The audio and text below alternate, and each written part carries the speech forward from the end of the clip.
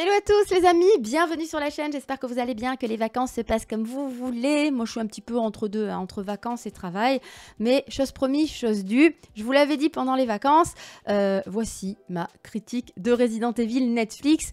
La série, alors attention, hein, c'est comme à chaque fois que je fais une critique de film ou de série, d'ailleurs on pourrait même ne pas appeler ça une critique, c'est plus un avis, je ne suis pas du tout critique professionnelle, c'est un avis de fan, parce que j'adore Resident Evil et j'avais hâte de vous en parler, je vous l'avais promis, je vous avais fait un short pendant les vacances, après avoir visionné le premier épisode, et j'avais hâte de revenir là-dessus, surtout que je sais que vous avez été nombreux déjà à la voir dans sa totalité, et j'ai eu beaucoup de retours sur les réseaux sociaux, sur la chaîne aussi, dans les commentaires, sur mon short, pour me dire que c'était une purge. Et d'ailleurs, les critiques sont pas forcément ultra positives. Il y a quelques médias qui ont bien aimé, qui ont même qualifié ça de très bonne, de meilleure adaptation de Resident Evil. Donc j'avais hâte d'en parler avec vous, de vous donner mon avis. Alors déjà, lors de mon short, je vous avais dit, alors c'était un short, hein, c'était juste pour donner un avis de 60 secondes sur le premier épisode, mais c'était pas si négatif que ça, parce que je trouvais, et ça c'est un avis que j'ai toujours après visionnage de la série dans sa totalité, je trouve que c'est bien réalisé.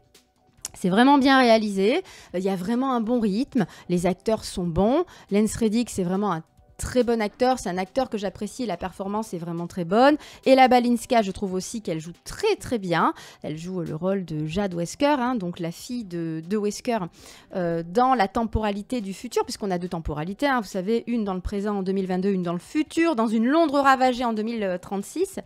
On a également les filles, donc les filles de Wesker, mais dans le passé, donc toujours Jade, jouée par Tamara Smart, que j'ai beaucoup aimé. J'ai trouvé que c'était vraiment une bonne actrice, qu'elle avait livré une très belle performance. On a Sienna Agudong, qui est donc la sœur de Jade, Billy Wesker, et qui est aussi une très très bonne actrice, j'ai trouvé. Donc on a vraiment des profils qui, je trouve, ont bien joué le jeu. Ils ont vraiment bien porté leur rôle, et notamment voilà les deux filles de Wesker dans la temporalité du présent, qui ont 14 ans me semble-t-il. Ça matche très bien entre elles, et d'ailleurs c'est la temporalité que j'ai préférée. D'ailleurs je trouve qu'elle apporte beaucoup plus que la temporalité du futur, parce qu'on comprend plus de choses, il y a beaucoup plus de clins d'œil. J'ai trouvé que le rythme était meilleur. Dans la temporalité du futur, pour moi, c'est un petit peu trop action. Et de toute façon, au global, la série est très action. C'est aussi pour ça que j'ai pas, si vous voulez, retrouvé l'atmosphère de Resident Evil, même si Resident Evil a évolué et allé de plus en plus vers l'action dans les jeux.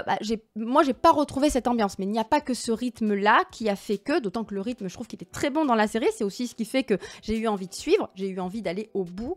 Moi, j'ai trouvé que les zombies, c'était pas très Resident Evil. J'ai plus vu du Dying Light là-dedans, ou du World War Z, que du Resident Evil. Et évidemment, Wesker, qui pour moi n'est pas du tout Wesker. J'ai adoré la performance de Lance Reddick, j'ai adoré le personnage de Wesker dans cette série. Mais c'est pas Wesker. Pour moi, c'est pas Wesker. Le bon papa poule, non, c'est pas Wesker. Et je vais même aller plus loin, je ne vais pas spoiler dans cette critique, mais la justification, en fait, de ce qu'il est dans la série m'a pas convaincue. Elle est acceptable, oui, ça colle.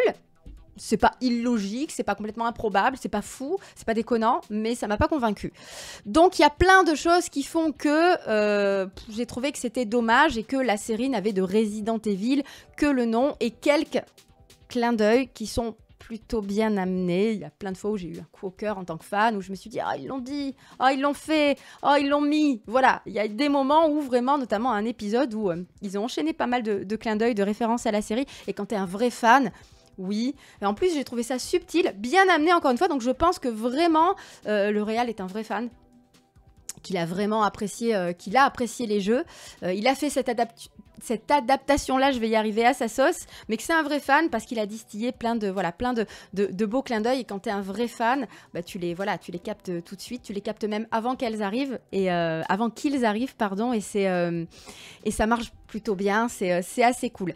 Mais ce qui m'a donné envie vraiment d'aller au bout, c'est cette réalisation pas cheap du tout. Par exemple, les ennemis, que ce soit les chiens, les liqueurs ou d'autres ennemis, vous verrez, dont un qui sort tout droit de Resident Evil 2, pas du tout ridicule, vraiment bien fichu. J'ai trouvé que c'était pas cheap. Voilà, un bon rythme, de bonnes interprétations, de belles performances et une histoire qu'on a envie de suivre.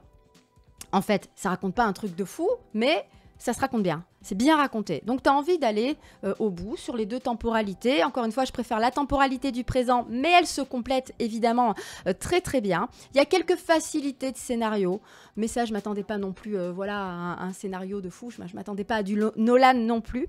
Mais c'est bien raconté et le rythme fait que tu as envie d'y aller. Il y a du mystère, il y a des choses que tu as envie de comprendre, justement, notamment par rapport à Wesker, bien sûr, hein, qui est au cœur de l'histoire.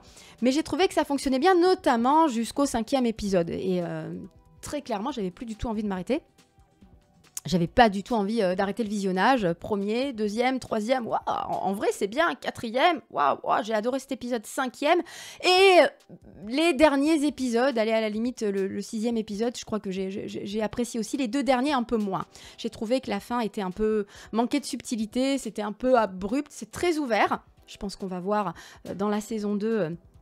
si ça se fait des personnages importants de la série Resident Evil, des jeux Resident Evil, c'est très ouvert, mais je trouve que c'est un peu abrupt, on aurait pu voir plus de choses, ça aurait pu être plus intéressant, justement, on aurait pu mettre voilà, quelque chose justement qui aurait fait vraiment un lien très très fort avec les jeux vidéo et aurait donné encore davantage envie de voir la saison 2. J'en ai envie, mais j'ai trouvé que la fin était un petit peu ratée. Mais sinon, effectivement, t'as envie de suivre. Et le seul truc qui me dérange, c'est que pour moi, la série aurait davantage pu s'appeler Dying Light ou porter un autre nom, peu importe, Apocalypse, mais pas Resident Evil. Alors quand les gens disent que c'est la meilleure adaptation de Resident Evil, je vois ce que ces gens-là veulent dire. Je vois, parce que quand tu compares au film d'Anderson, quand tu compares même au film de Joanne Roberts, pourtant, il y avait le manoir Spencer, pourtant, il y avait le commissariat, il y avait Raccoon City, il y avait... J'allais dire, il y avait Léon. Non, Léon n'était pas là, il ne faut pas que je me souvienne de ce film. Léon a été bafoué, bien sûr. Mais même quand tu compares à Joanne Roberts, qui avait posé l'ambiance, où on retrouvait les décors du 1, du 2, où il y avait... Pour le coup, il y avait l'atmosphère. C'était mal joué, c'était pas bon. Il y avait des bonnes petites choses, mais enfin, c'était pas bon au global. Mais c'est vrai que la série... En termes de réalisation, ne serait-ce que ça, le scénario et même le jeu d'acteur, il n'y a pas photo. Mais je dirais que c'est pas du Resident Evil. Je reste sur cette impression-là. Il y en a beaucoup qui vont me dire, et d'ailleurs, d'ores et déjà, sur mon short, il y en a beaucoup qui me disaient mais si, c'est du Resident Evil. C'est juste que c'est des années plus tard. Tu peux pas rester éternellement dans un manoir. Hein. Oui, je sais, j'ai bien compris. Raccoon City, c'est terminé. Ça a été atomisé, tout ce que vous voulez. Donc, on est dans une autre ambiance. Ça a évolué. Évidemment, les personnages, on peut pas avoir les mêmes personnages. Certains ont évolué. Mais c'est vrai que pour moi, c'est quand même une atmosphère, Resident Evil. Il suffit pas de mettre justement des zombies et un virus pour que ce soit du Resident Evil. Et il y en a beaucoup qui vont me dire, ouais, Resident Evil, c'est un virus, des zombies, et voilà, et c'est l'apocalypse, etc. Justement, pour moi, non. Pour moi, il y a vraiment une ambiance, il y a un lore, il y a une personnalité justement dans les personnages. Et pour moi, le personnage qui est au cœur de cette série, qui est Wesker, c'est pas Wesker. Encore une fois, j'ai adoré ce personnage. Lance Reddick, j'adore cet acteur.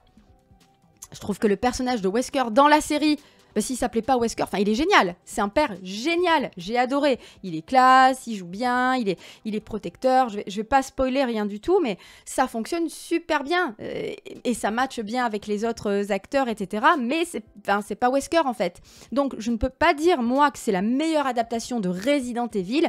En revanche, c'est une bonne série. Une série meilleure que les films qu'on a pu voir auparavant. Et c'est vrai que c'est loin d'être mauvais. En tout cas, c'est loin d'être la purge dont tout le monde parle sur les réseaux sociaux. C'est pas vrai. Je pense qu'il y a beaucoup de gens comme moi qui sont ultra fans de Resident. Et oui, quand tu regardes la série, c'est pas du Resident, donc tu dis que c'est pas bon. Et je comprends. J'avais ces a priori aussi. Je suis pas en train de dire que c'est la meilleure série ever, mais honnêtement, c'est une bonne série. C'est une bonne série. Même si j'ai été déçue par les derniers épisodes, j'ai trouvé que vraiment, les 5-6 premiers épisodes, t'as envie, parce que, encore une fois, voilà, c'est pas cheap, c'est bien réalisé, c'est bien joué, et il y a une histoire, il y a un truc, voilà, t'as envie d'y aller. À part les quelques facilités dans le scénario, et un moment que j'ai trouvé vraiment un ou deux moments que j'ai trouvé un peu ridicule, justement, dans les derniers épisodes, bon... J'ai pas envie de vous spoiler encore une fois, mais j'ai trouvé que voilà, ça se tenait. Mais déçu, voilà, par la fin. J'aurais aimé qu'il y ait, voilà, au-delà de cette ouverture, c'est très très bien parce que ça ouvre à d'autres choses et on aimerait. Honnêtement, j'ai envie de voir la saison 2, j'en ai envie. Mais j'ai trouvé que c'était un peu raté, voilà, un peu bâclé, pas à la hauteur justement de ce qu'on avait dans les premiers épisodes. Et puis ça manque de peur aussi, on n'a pas assez peur. Resident Evil, c'est quand même de la peur. Là, c'est de l'action. Mais encore une fois, vous le verrez si vous n'avez pas encore regardé la série.